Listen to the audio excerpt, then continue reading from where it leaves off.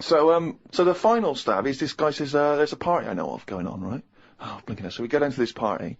Right, as we're getting there, as we're about to go in, he goes, now you know it's a singles party. I thought, oh, what? He says, you know it's a singles party. Oh, God. So I go in this party, it's right, it's all single people, right? Now, theoretically, that should be brilliant, right, if you're a singleton yourself.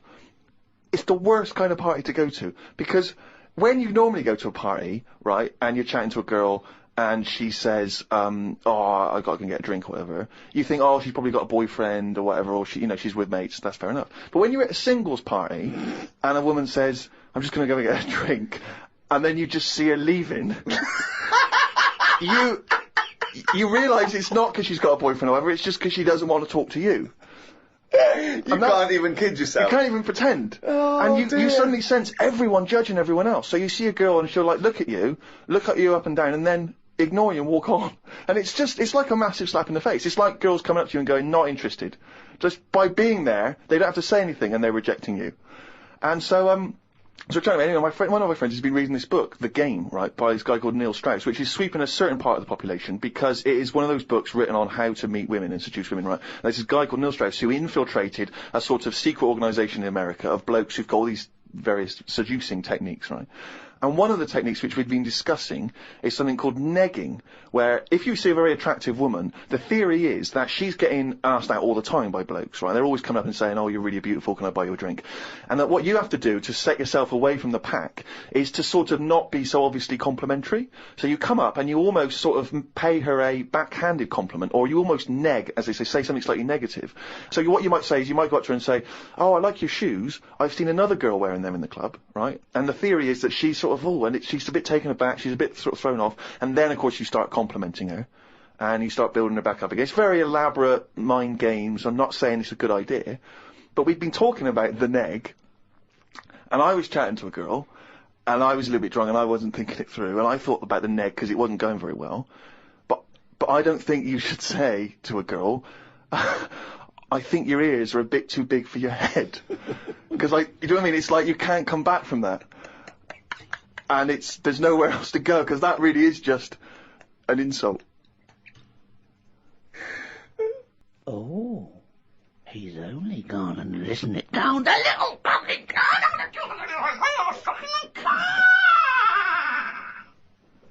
That jingle, of course, signifying yet another reading from Karl Pilkington's diary. As always, packed with rich insight into the man's mind. Had a late night last night because I stayed up to watch a programme about monkeys. It's already good. Of course you did. It's already good. Now, before I read on, I mean, is this not some kind of monkey news? Is this not a late return to monkey news? Well, it's not that good. Is it not? Whereas the other monkey news is... Oh, chimpanzee, that's some more shit! This is what he says. This is what he gleaned from the programme about monkeys. It sat on a bridge and wanted stuff off people to walk over the bridge. What? So it was acting as some kind of toll booth, This is ridiculous. No, it was a bridge in like the jungle.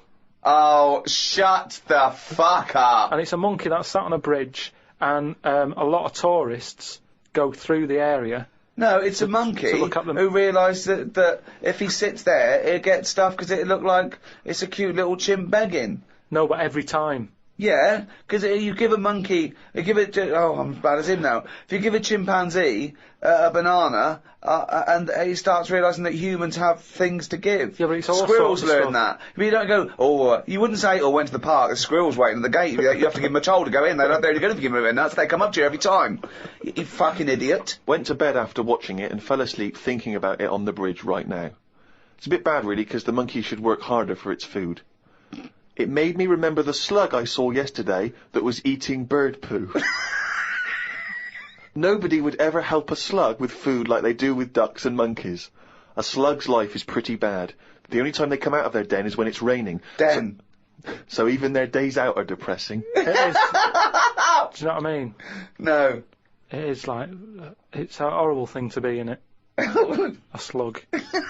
Love him talking about what is it like to be a slug. No, just because like the monkey, even though it's being quite aggressive, everyone was like, oh, give it some water, and it was well like kitted out. It had like, chocolate bars, bottled water, some like, fizzy stuff, and all that. An iPod, it was listening to Monkey News. He could have had one if he wanted one. It was getting away with murder on that bridge, and that's just because it was furry.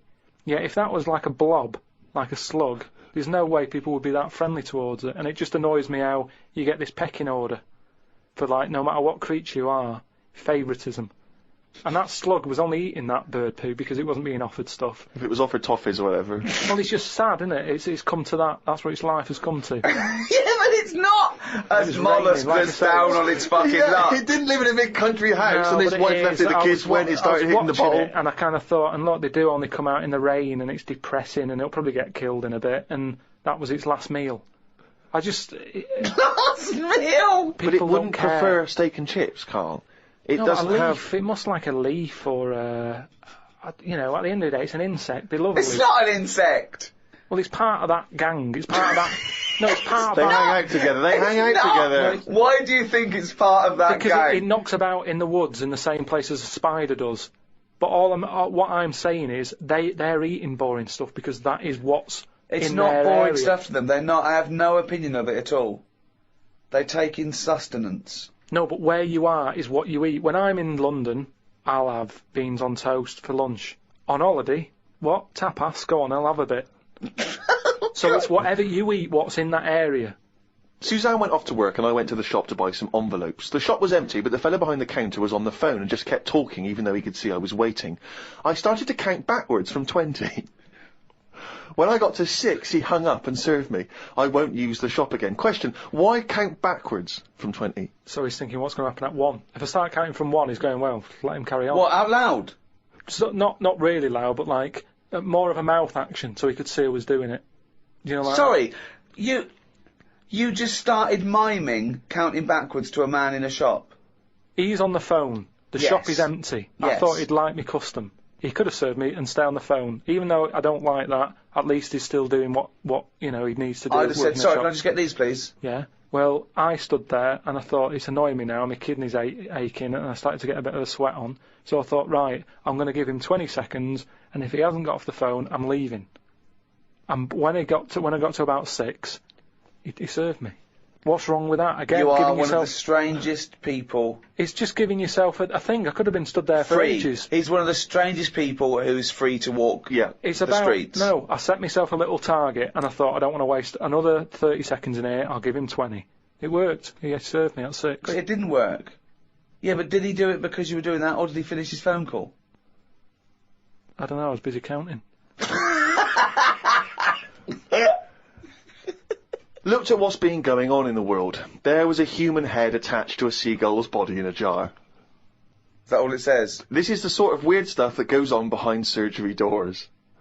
I doubt it ever flew because the head would have been too heavy. Well, of course it wasn't. It didn't happen. It wasn't live. No, but they try this stuff, don't they? That's like that programme I watched with a Well, monkey's head who on. has ever tried to put a human head on a seagull's body? They've done loads of stuff like that. It's part of us moving on, isn't it? It's, What are you talking about? I'm not going Carl? to get into an argument about Well, science you're because wrong. it's all Don't behind talk closed doors. shit. How do you think we can change a heart now from another body? You have to try things out. It's trial and error. All sorts of weird stuff goes on in hospitals, but we let it happen because it's to help us out in the long run, isn't it? But what are they aiming towards when they're going to find out if you can put a head on a seagull's body? What is that? What are they want to learn, and how do they want to apply that knowledge? A new heart is obviously for a reason. It saves a life. Yeah, What is this to save money on transport? Instead of getting a bus pass, you go, can I put my head on a seagull's body? I go, well, it won't work. Well, try it. Yeah, but there is odd things like that. Like, I saw a fish the other day, right? Right. And honestly, it's the weirdest thing. It was just like a blob with a face. Now, I would never have said, yeah, let that swim about. I'd have killed it from day dot. I would have gone, get rid of that. Oh, God! Under what circumstances would you have killed that from day dot? Or, I'm just saying, looking at it, I'd say that does not work. And it looked sad. It looked like it didn't want to be about. Have you got her number?